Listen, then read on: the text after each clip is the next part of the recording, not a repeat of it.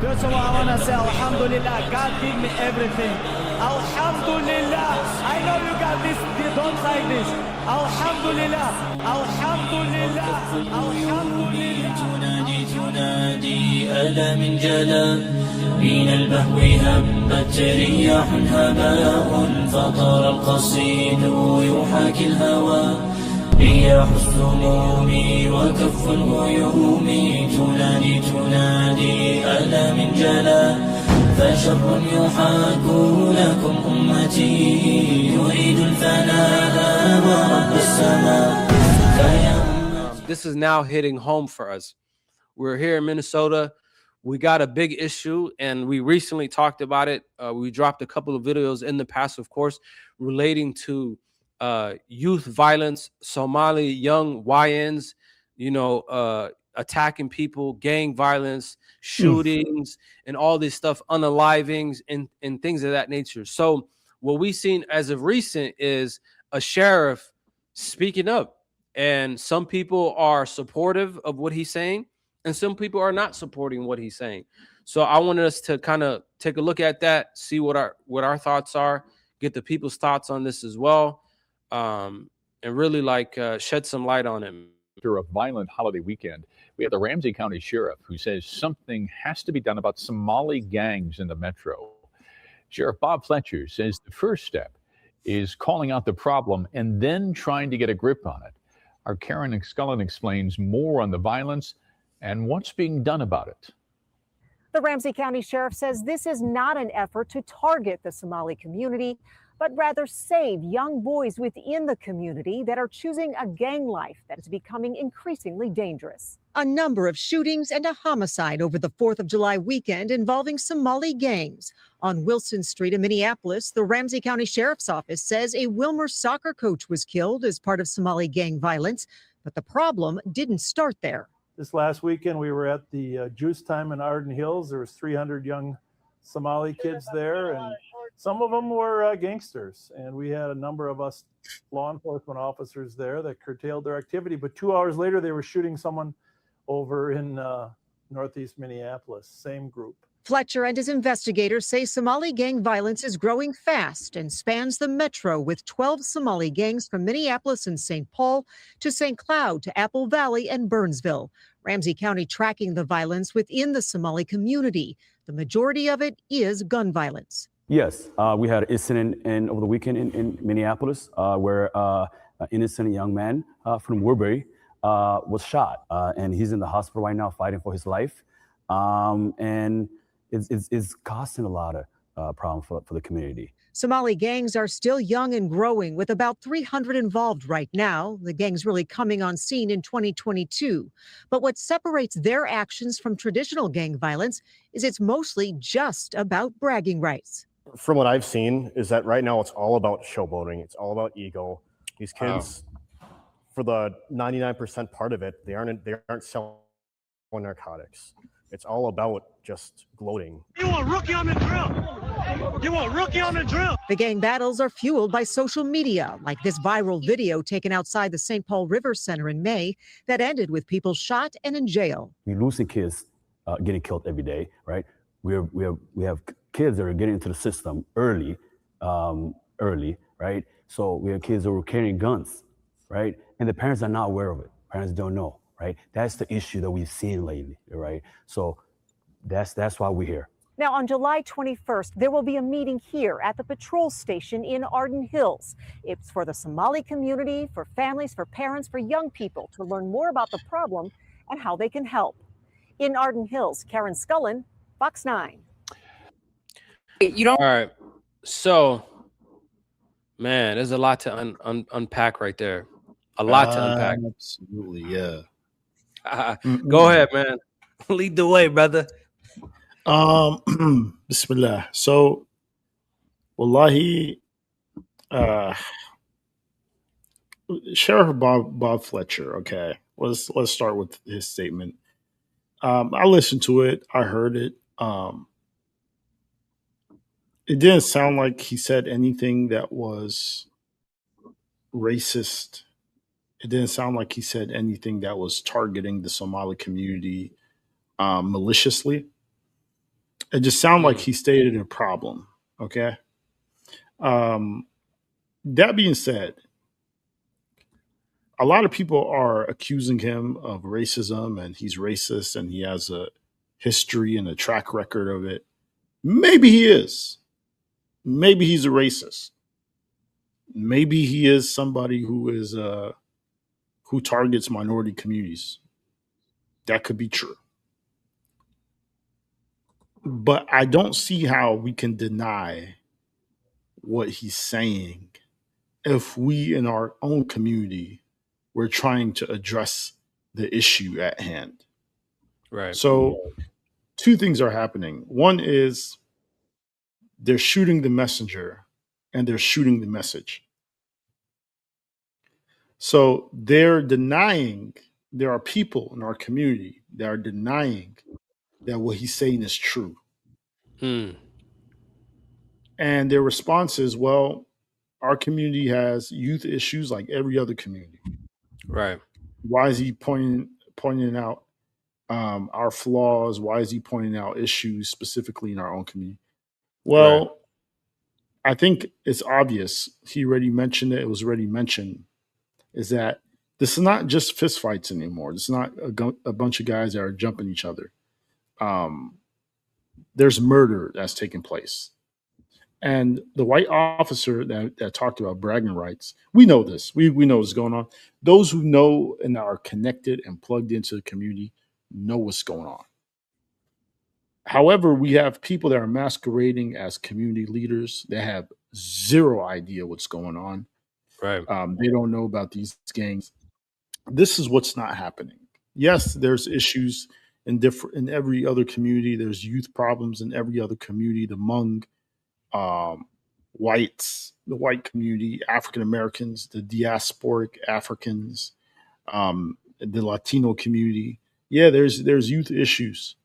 But what's not happening is those youth from those communities are not going to suburban cities and creating gangs where there never was a history of gangs there. They're not going around and shooting and murdering each other the way we're doing. They're just not. I'm sorry. It's not happening. Okay. And to have total disrespect and disregard for even the victims and their families. All right. So we know what's happening. We know the names. There was a I don't know. Are you going to show the press conference, or do you want to add something before we get? Yeah, we could show it. But before we get there, let me put my 2 cents in there, and then because we're gonna. That's a whole nother. Yeah. I'll say this, man. Exactly what you're saying. So the sheriff is handling it the way a sheriff would probably handle the situation. Yep. He's seeing what's apparent is that there's a specific group of young men from a specific demographic who for a few years now, not just this summer, it's just, I didn't know about it. It's just this summer. It's not that. It's a few years. Yeah, and it's ramping up. It's going like this because a couple years ago, there wasn't shootings at graduations. A couple years ago, last year's when it started.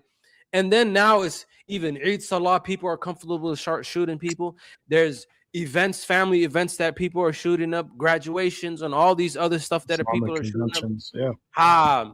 Even so much where they're starting to get a little bit comfortable with walking around in places where they shouldn't even have these things, but because nobody's saying it, they feel like it's okay. There's nobody gonna do nothing about it.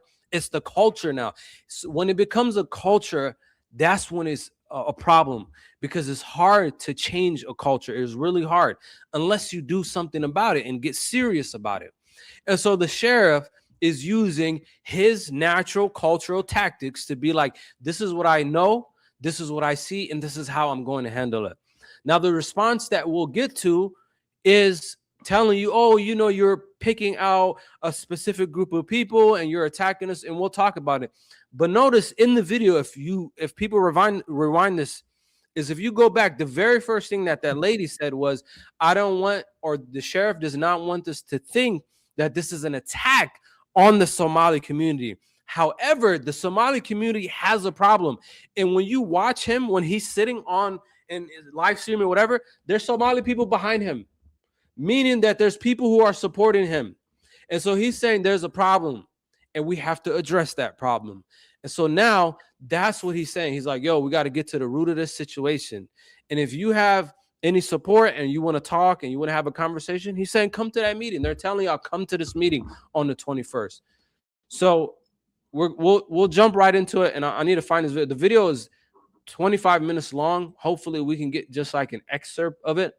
We did watch it already, so that helps us kind of determine, you know, the feedback that we want to give or the interpretation of it and things of that nature.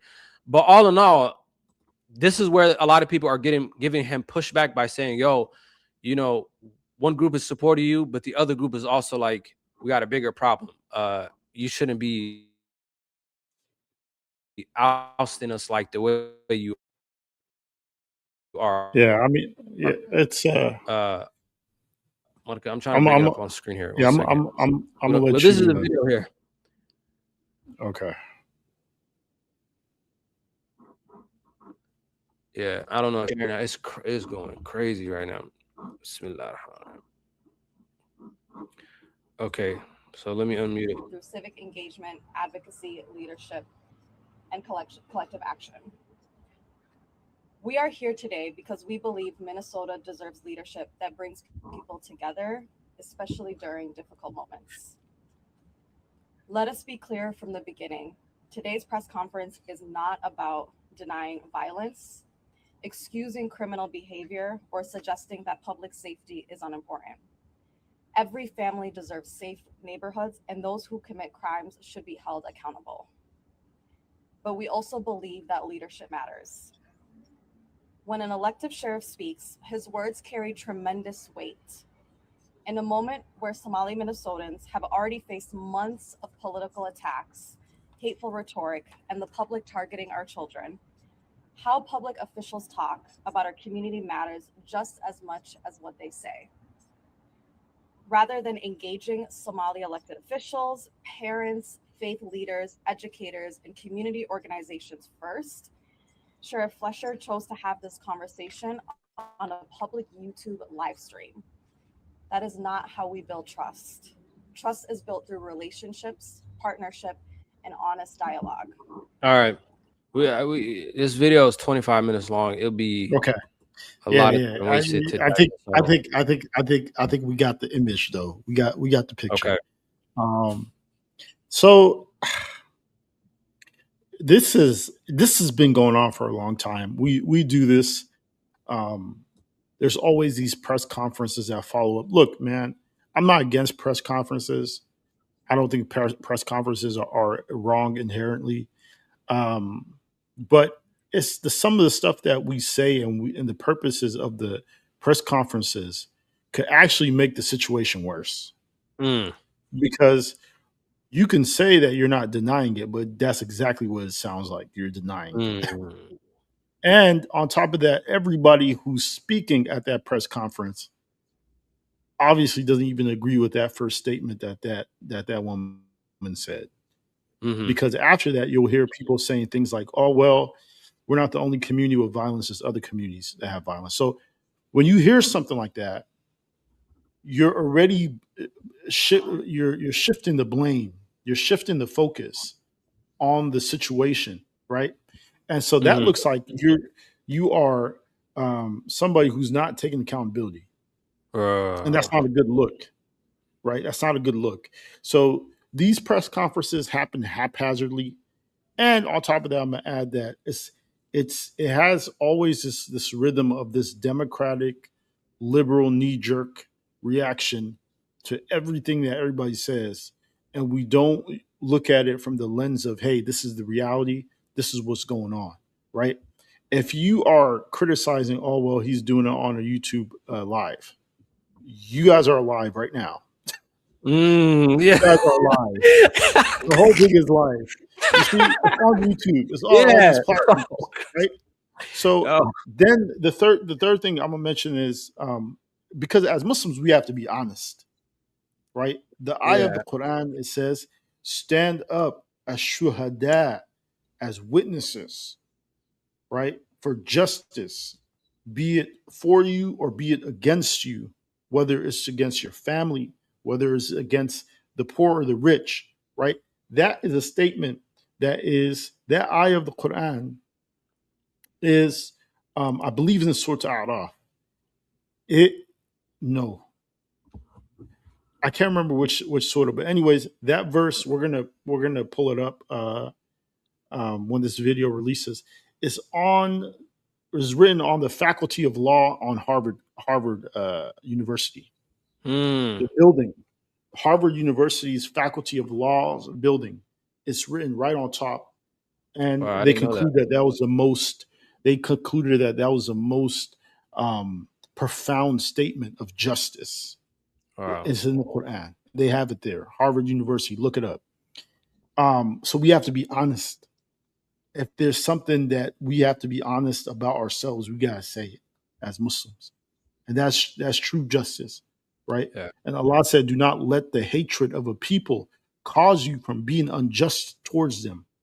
Do not let a hatred of a people, a disdain that you have for someone, oh, this guy's racist, this guy's that, cause you to be unjust towards them." I'dilu huwa aqrabu littaqwa. Allah said, "Be just. It is closer to taqwa." Right? And lastly, I'm gonna say these press conferences, a lot of the times there's people that go up there and they represent us. They have an image that the rest of the wider community will, relate and to correlate those individuals to us. I would say for the people that are doing this, I asked them, Allah will ask you guys, fear Allah subhanahu wa ta'ala. Right. Because a lot of the times, and this is starting to become a trend in the Muslim/Somali community, is we're having anybody and everybody that just goes up and says, we're representing the wider community. Despite the fact that the Somali community is a Muslim community, despite the fact that the Somali community is a practicing and religious focused community, despite that the Somali community is a moral community, despite the Somali community is one of it's an ethnic minority, right? We want the people that share all of those values to represent us. We don't want people that only share the ethnic identity to represent us. Right. We don't want that, right? We have to start making this clear, because a lot of the times you'll have somebody who's just Somali, but they're not practicing Muslim. Maybe they don't even believe in Islam, subhanAllah, but they're up there and they say, we are representing the Somali community. Yeah. You said Ali Dean mentioned something earlier, and we may get flack for this video. Line it up. Ali Dean said something earlier. He said it's hard to change culture, but the culture can change the culture. That's us. We can change that. That's true. Culture is very difficult to change, but when the culture changes the culture, we can do that. This is not an issue of failed law enforcement. This is an issue of failed parenting. This is an issue of failed mentoring. This is an issue of this is a failure on all of our parts. That's why we say we as a Somali community, in this regard, we failed. We failed because if you have a situation where there's a fire and the fire just keeps rising, and the water that you're throwing on that fire is not helping, then there's something wrong with that water. Right? There's something wrong with that water. And the definition of insanity is you keep on putting forward the same solutions. You keep doing the same things, hoping for a different result.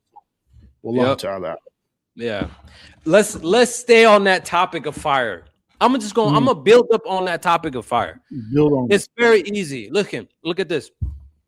If you got to fire a small, say you're cooking something on a gas stove, and there's a little fire that comes out of it, you don't call 911. You don't call the fire department. If your food is, flaming up a little bit, you don't call the fire department yet. You try to take care of that situation.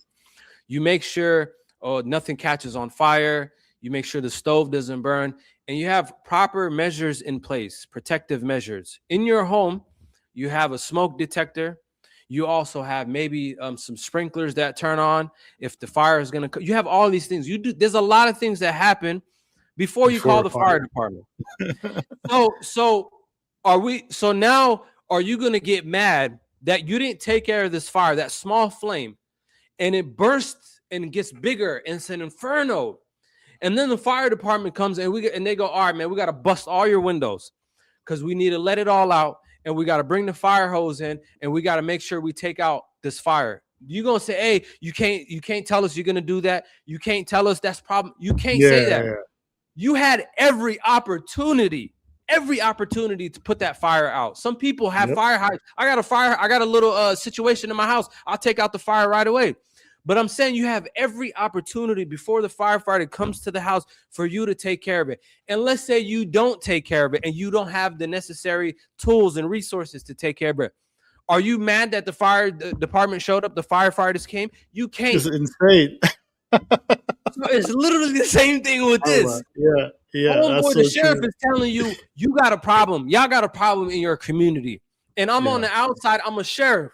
I'm qualified to talk about this and handle this situation because you had a chance to handle it. So for them to say, oh, every community is, I don't want to hear none of that. This stuff has been going on for years, in recent years too.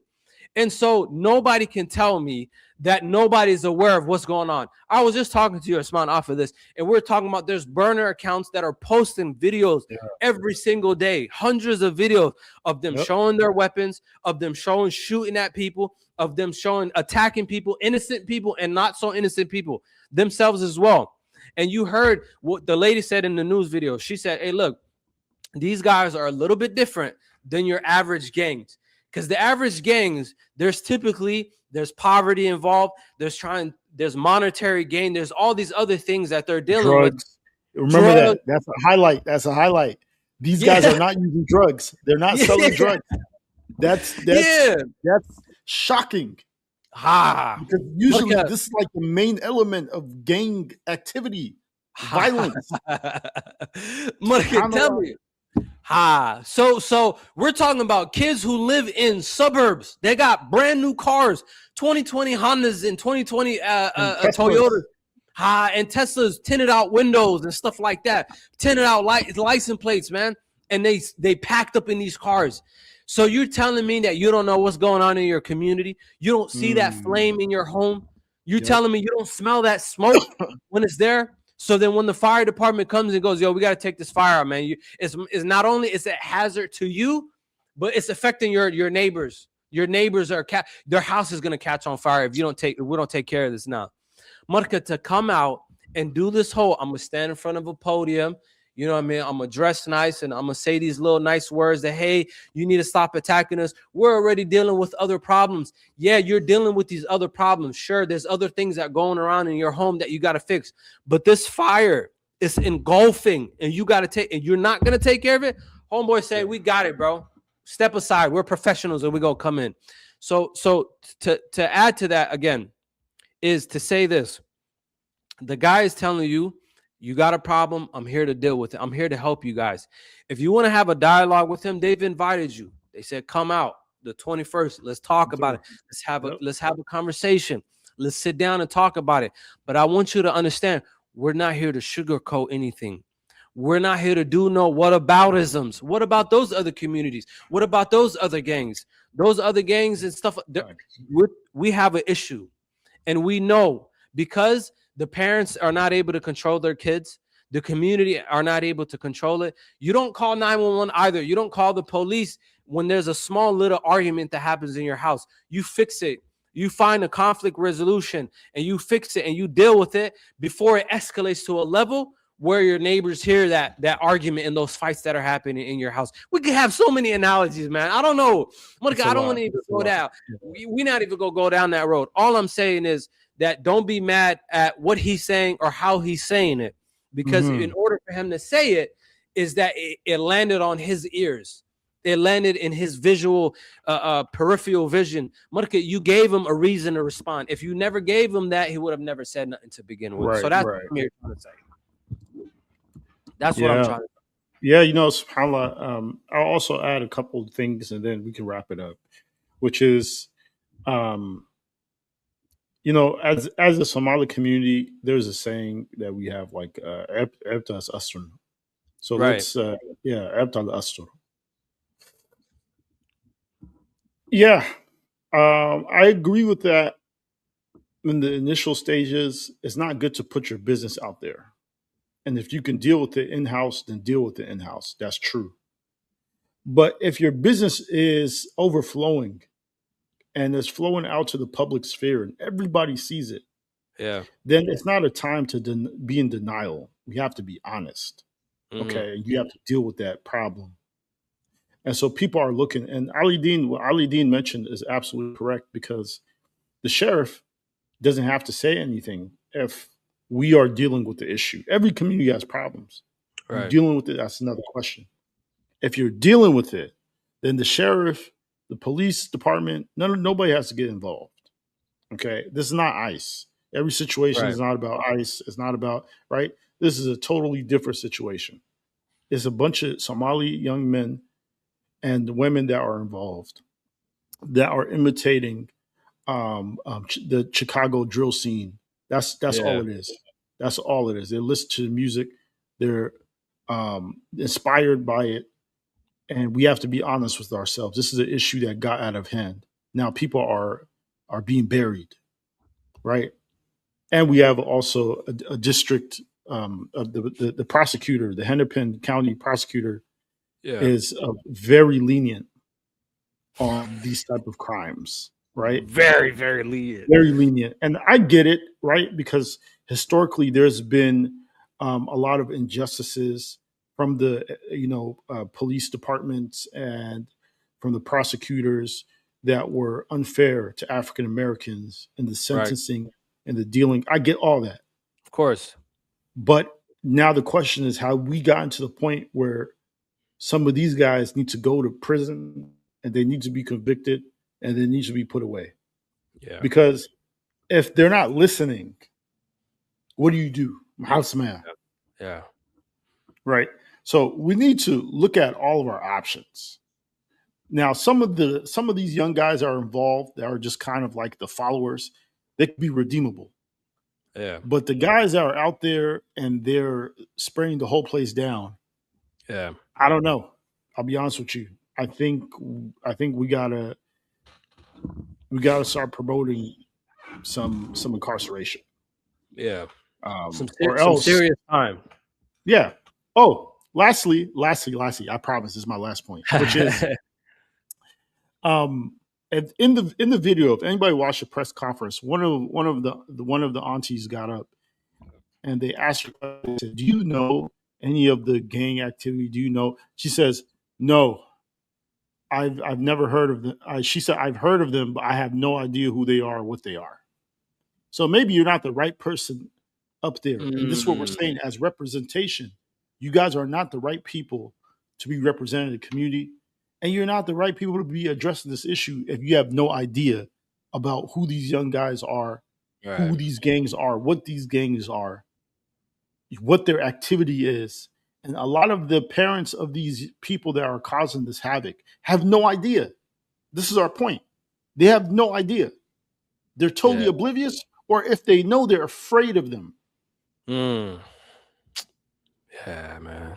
So, I mean, I'll see you guys. Inshallah, Arden Hills is it. We're going to be there. Yeah. Let's For talk. sure. Inshallah. Look, man. But we have to be honest. This is what I'll say. This is what I'll say, man. It's really, man, I'm trying to like even find the right words.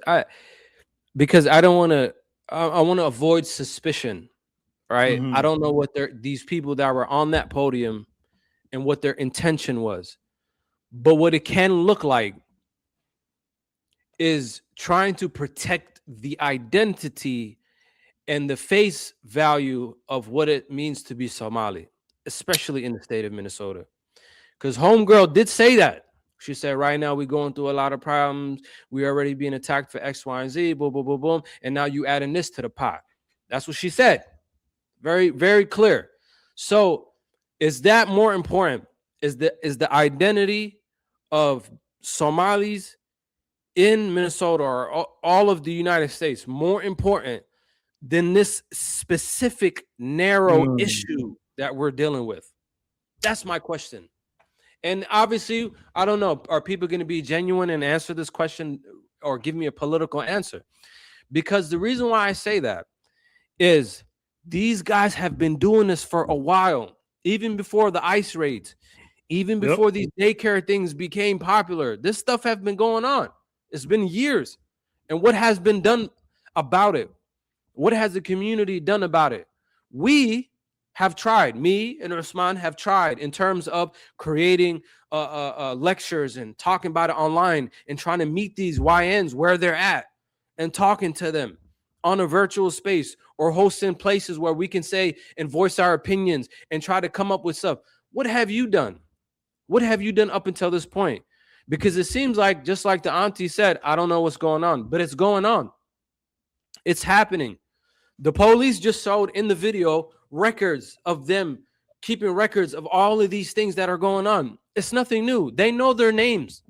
And sometimes I have a feeling that sometimes they were walking on eggshells, and I'm talking about the authorities, because they're like, you know, the Somali community, they typically do these kind of things where they come out and say, hey, you guys are attacking us. You guys are racist. Cops are attacking our communities, X, Y, and Z. To some degree, true, and so, to some degree, an exaggeration, just like this. So I and Brother Usman, we're on the same page about this, is there needs to be a middle ground that you, if you are speaking like this, that you need to meet with the authorities and work with them to figure out what to do about it. Otherwise, there's going to be more deaths and more janazas. And if that don't scare you, just know that some of them pull up, the ops, as they say, pull up to these janazas, take pictures, send it to the group chat, and then disperse it to everybody else and be like, how we got so-and-so. I literally saw a picture where they had somebody who died. On the back, they have an image of him and said, rest in, and you know the word PISS. Muslim brother. Yeah, I don't know. I don't know if that's a Muslim brother at that point. Marka, you see what I'm saying? So it's not no walk in the park. This ain't no innocent, like one or two, off the grid cases and stuff like that. This is a serious issue. Yep. I'm not here to point fingers and all that stuff. I'm saying we are welcoming this conversation to take more than just it being a conversation. I don't want no podium stuff. I want effort and statistics put out. And if the sheriff is genuine himself, if he does live streams regularly, and we have some kind of dialogue and the community does speak with him, and we have qualified people working with him and things like that. I don't know who was behind him in that video, but then to share some effort that's being put forward, but also that it's been effective, that it is working, and that there's things that have been done and that they're continuously working on it. But we got to work with him and we got to work with the authorities. I'm being honest here. This ain't on some snitching like we said. This is just a real thing.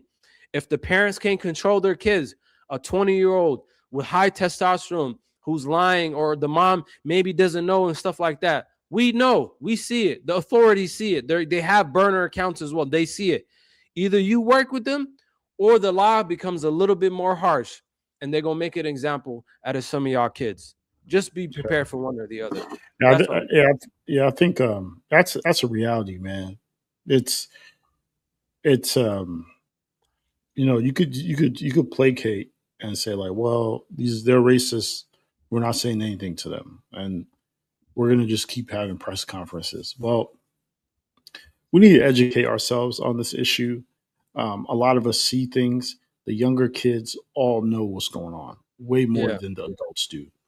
The adults, we need you guys to come through, educate yourselves. Social media, and a lot of times, and I will say this, I'm gonna add this. There were people in these press conferences that actually have done good work in the community, and we want to also acknowledge that. We're not taking that away. We're not saying that all these people, they're bums, and we're not saying that, but just we really have to strategize our public image before we go out and we make statements, right? Because it was knee-jerk reactions. Guys started making statements as soon as they saw. And when you look at those statements, think about the wider community, the non-Somalis who are seeing this. It doesn't look good.